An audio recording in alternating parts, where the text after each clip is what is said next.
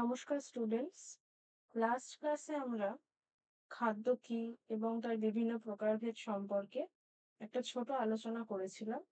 আজকে তারই কন্টিনিউয়েশন আমরা করব। আগের দিন আমরা খাদ্যের বিভিন্ন রকমের শারীরবৃত্তীয় কাজের কথা পড়েছিলাম, দেহ নির্মাণ, ক্ষয়পূরণ ইত্যাদি। সেটাকেই যদি আমরা কন্টিনিউয়েশন রাখি, তাহলে আমরা দেখতে পাবো যে খাদ্যের কিন্তু শুধুমাত্র যে শারীরবৃত্তীয় কাজ রয়েছে তা নয়, তার সাথে সাথে খাদ্যের কিছু সামাজিক কাজও রয়েছে, খাদ্যের কিছু মনস্তাত্ত্বিক কাজও কিন্তু রয়েছে। আমরা যদি প্রথমে সামাজিক কাজকে দেখে নিই, তাহলে আমরা দেখব যে খাদ্যের সামাজিক কাজ কি রয়েছে। বলছে, পুষ্টিদান ছাড়া খাদ্যের একটি সামাজিক গুরুত্ব আছে। অন্যের সঙ্গে একসঙ্গে বসে খাওয়া দাওয়ার অর্থ সামাজিক দিক থেকে তাকে স্বীকৃতি দান, তার সঙ্গে সৌহার্দ্য স্থাপন এবং তার প্রতি সম্মান প্রদর্শন। খাবার ভাগ করে খাওয়া বন্ধুত্বেরই নিদর্শন। পরিবারের লোকেরা রাতে নৈশ আহার একসঙ্গে বসে সমাধা করেন। ছুটির দিনেও তারা একসঙ্গে বসে খান। এই খাবার সময়টাই তাদের পারিবারিক বন্ধনকে সুদৃঢ় করার সুযোগ এনে দেয়। তার মানে কি বলছে যে খাদ্য শুধুমাত্র যে বিভিন্ন রকমের শারীরবৃত্তীয় কাজ সম্পাদন করছে তা কিন্তু নয়। তার সাথে সাথে আমাদের মধ্যে সামাজিকীকরণের একটা ভিত্তিপ্রস্তর কিন্তু খাদ্য সুযোগ করে দিচ্ছে। এবং আমরা দেখতে পাই যে খাদ্যের মাধ্যমে আমরা যখন একসাথে ডাইনিং টেবিলে বসে পরিবারের লোকেরা খাদ্য গ্রহণ করি, বা যখন আমরা বিদ্যালয়ে গিয়ে টিফিন পিরিয়ডে একসাথে বসে বন্ধুরা খাবার ভাগ করে খাই, আমাদের মধ্যে কি হয়, একটা আত্মিক সম্পর্ক গড়ে ওঠে, বা আমাদের যে মনের ভাব, সেই মনের ভাব বিনিময়ের একটা ভিত্তি কিন্তু আমরা গড়ে উঠতে দেখতে পাই।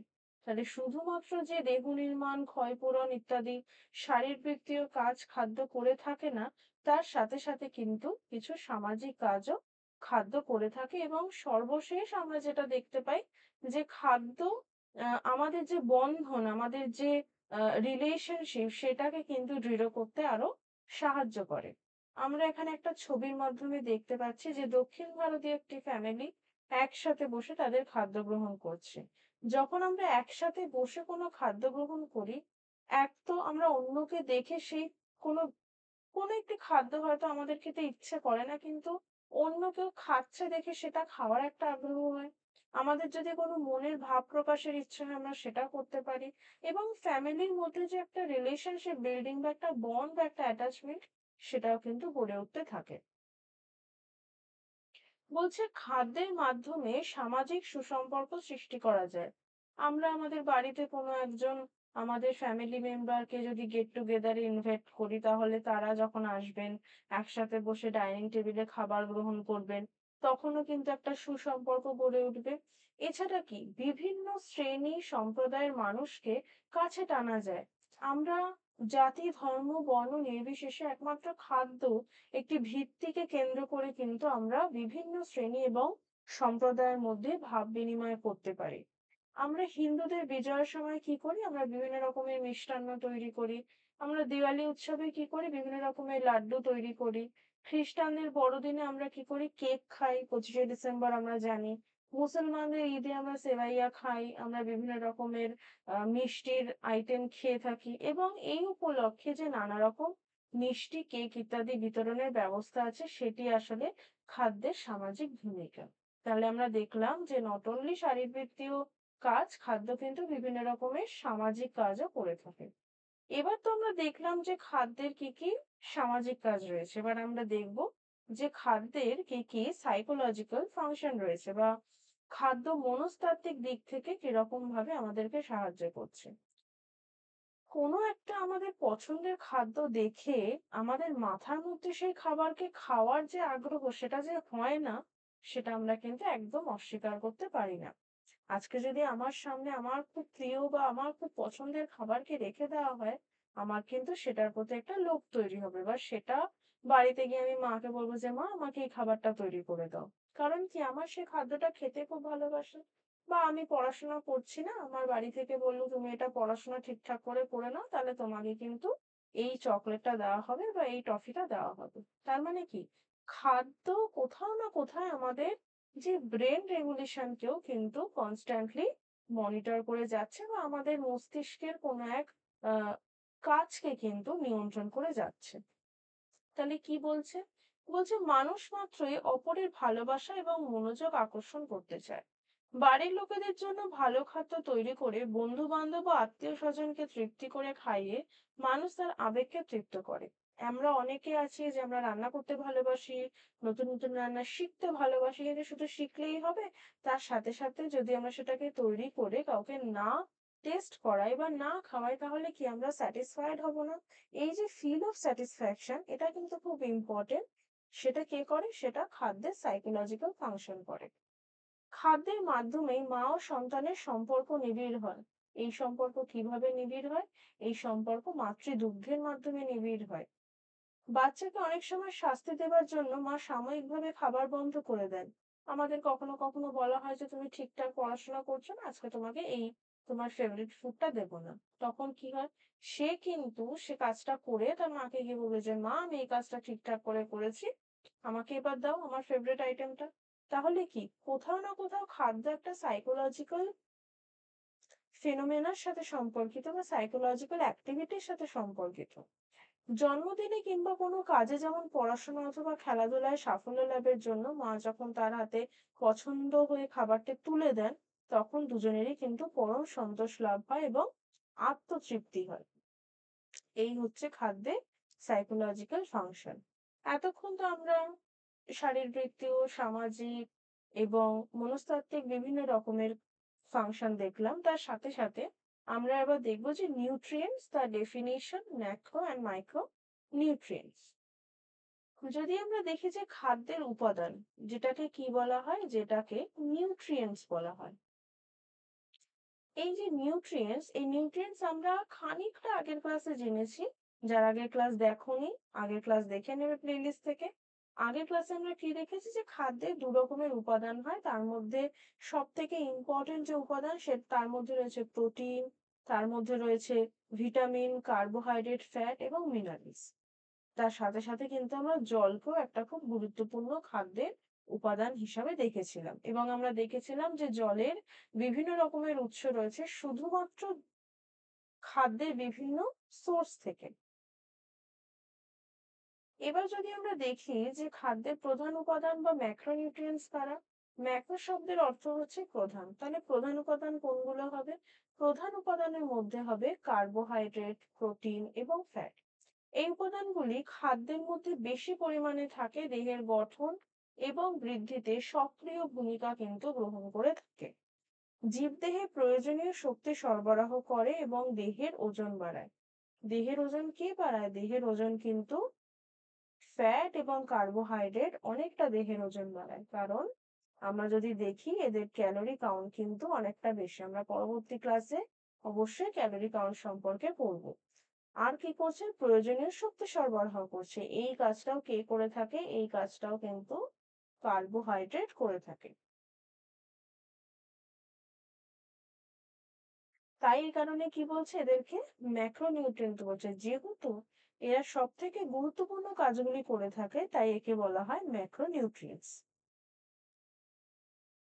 আমরা একটা ছবি দেখে নিই। আমরা ছবির মাধ্যমে দেখতে পাচ্ছি যে প্রোটিন আমরা কোন কোন খাদ্য থেকে পাবো, কার্বস বা কার্বোহাইড্রেট আমরা কিসের থেকে পাবো, এবং ফ্যাট আমরা কিসের থেকে পাবো। ফ্যাটের মধ্যে আমরা আগের দিন দেখেছিলাম, আগের ক্লাসে দেখে নেবে যে কিছু উৎকৃষ্ট মানের ফ্যাট রয়েছে বা যেগুলোকে আমরা গুড ফ্যাট বলছি, এবং কিছু ব্যাড ফ্যাট রয়েছে। ঠিক আছে? এই যে আমরা মাখন দেখতে পাচ্ছি এটা কিন্তু ব্যাড ফ্যাট, কিন্তু আমরা যে বাদাম দেখতে পাচ্ছি এটা গুড ফ্যাট। কার্বোহাইড্রেটের মধ্যে আমরা তাই দেখেছিলাম কিছু সিম্পল কার্বোহাইড্রেট রয়েছে, কিছু কমপ্লেক্স কার্বোহাইড্রেট রয়েছে। সুগার একটা কি সিম্পল কার্বোহাইড্রেট। আমরা এখানে দেখতে পাচ্ছি যে ভুট্টা জাতীয় কিছু খাবার রয়েছে, গম জাতীয় কিছু খাবার রয়েছে, এরা কিন্তু কমপ্লেক্স কার্বোহাইড্রেট। প্রোটিনের মধ্যে আমরা কিছু উদ্ভিজ্জ উৎস বা আহ প্ল্যান্ট সোর্স দেখেছিলাম এবং কিছু অ্যানিমাল সোর্স বা প্রাণীজ উৎস দেখেছিলাম। আমরা দেখতে পাচ্ছি মাছ, এরা কিন্তু সমস্তটাই প্রাণীজ উৎস, এবং আমরা এখানে দেখতে পাচ্ছি চিজ ইত্যাদি বা দুধ, এগুলো কিন্তু সবই উদ্ভিজ্জ উৎস। এবার চলে আসি, আমরা প্রধান উপাদান দেখলাম খাদ্যে। তারপর আমরা দেখব যে হোয়াট আর দ্য মাইক্রোনিউট্রিয়েন্টস বা খাদ্যের অণু উপাদান কি? অণু শব্দের অর্থ কি? ক্ষুদ্র, একদম ছোট। তার মানে কি এরা খুব একটা বেশি আমাদের শরীরে প্রয়োজনীয় নয়, কিন্তু আবার এটাও বলতে পারি না যে একদম প্রয়োজনীয় নয়। They are important but not so much, but they act as an accessory of the macronutrients. তার মানে তারা কিন্তু ম্যাক্রোনিউট্রিয়েন্টস বা প্রধান খাদ্য উপাদানের সাথে সহযোগী হিসাবে কাজ করে থাকে। যেরকম আমরা জানি ভিটামিন এবং খনিজ লবণ। ভিটামিনের মধ্যে আগের দিন আমরা ডিটেইল ডিসকাশন করেছিলাম। যারা দেখোনি ক্লাস 1 এর ভিডিওটা দেখে নেবে। যে ভিটামিনস কি, কি রকমের হয়, তাদের উৎস কি, মিনারেলস কি, কি রকমের হয়, তাদের উৎস কি এবং এরা দুজন কিন্তু অনেক সময় ইন্টার রিলেশনশিপ বা একত্রে কাজ করে।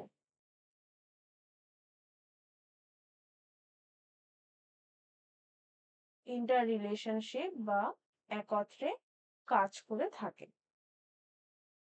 এই দেখো আমরা আগের দিন বলেছিলাম না যে অ্যাক্সেসরি ফুড আইটেম বলা হয় এদেরকে, বলছে এসব ক্ষুদ্র উপাদানগুলি দেহের কাজ এবং শারীরিক সুস্থতার জন্য অপরিহার্য। অল্প পরিমাণে থাকে এরা শারীরবৃত্তীয় হবে এটা, কাজগুলি নিয়ন্ত্রণ করে এবং দেহকে নানা রোগের হাত থেকে কিন্তু রক্ষা করে থাকে। তার মানে কি শুধু যে আহ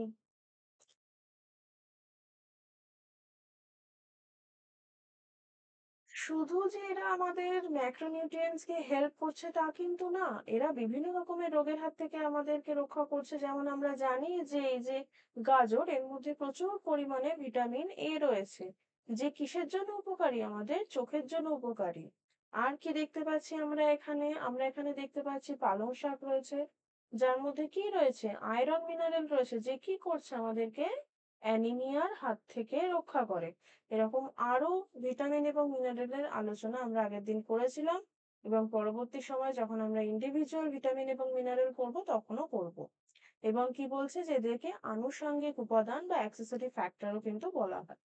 এই ম্যাক্রো এবং মাইক্রোনিউট্রিয়েন্টস এর থেকে আরো দুটো কনসেপ্ট আসে। তার মধ্যে প্রথম কনসেপ্ট হচ্ছে প্রক্সিমেট প্রিন্সিপলস অফ ফুড এবং আরেকটা কনসেপ্ট হচ্ছে প্রোটেক্টিভ প্রিন্সিপলস অফ ফুড।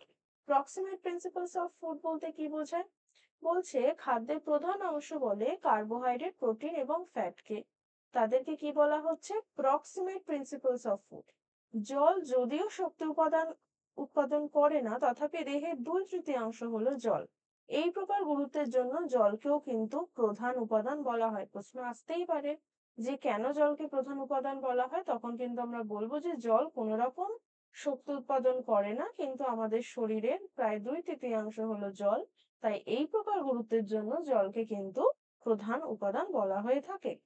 এবার প্রোটেক্টিভ বা প্রতিরক্ষামূলক কাজের ভিত্তিতে কিরকম খাদ্যদ্রব্য হয়ে থাকে বা কিরকম খাবারের শ্রেণীবিভাগ আমরা দেখতে পাচ্ছি, that is protective principles of food. খাদ্যের অণু উপাদান অর্থাৎ ভিটামিন এবং খনিজ লবণ কোনো রকম শক্তি উৎপাদন করে না, কিন্তু দেহকে বিভিন্ন রোগ সংক্রমণের হাত থেকে রক্ষা করে। তার মানে কি ওরা মেন ডিফারেন্সিয়েট কার ভিত্তিতে করছে যে শক্তি উৎপাদন করে এবং একদল শক্তি উৎপাদন করে না, যেরকম ভিটামিন এবং খনিজ লবণ, কিন্তু ওরা কিন্তু তাও আমাদের শরীরকে কি করছে? রোগ সংক্রমণের হাত থেকে রক্ষা করছে। তাই এদেরকে কি বলছে? তাই এদেরকে বলছে প্রোটেক্টিভ প্রিন্সিপলস অফ ফুড। ঠিক যেরকম আমরা আগেরটায় দেখলাম প্রক্সিমেট প্রিন্সিপলস অফ ফুড। ঠিক আছে? তাহলে আজকে কিন্তু আমরা অনেক কিছু জেনে নিলাম এবং তোমরা দেখতে পাচ্ছ যে এখানে আমার টেলিগ্রাম গ্রুপের নাম দেওয়া রয়েছে, that is DS group of education, যেটা শুধুমাত্র West Bengal council of higher secondary এডুকেশনের 11 এবং 12 এর বিভিন্ন নিউট্রিশন এবং পরবর্তী সময় এডুকেশন সম্বন্ধীয় বিভিন্ন ভিডিও আসবে, যার পিডিএফ উইথ অ্যানোটেশন কিন্তু দেওয়া থাকবে। তোমরা লিংকে ক্লিক করেও জয়েন হতে পারো বা তোমাদের যদি লিংকের প্রয়োজন হয় তোমরা কমেন্টে কিন্তু আমাকে মেসেজ করতে পারো, আমি তোমাদেরকে লিংক অ্যাটাচ করে দেব। আমাদের আবার দেখা হবে পরবর্তী ভিডিওতে। ততক্ষণ পড়তে থাকবে এবং কোনো রকম কোয়েরি হলে তোমরা অবশ্যই কিন্তু কমেন্ট বক্সে কমেন্ট করবে।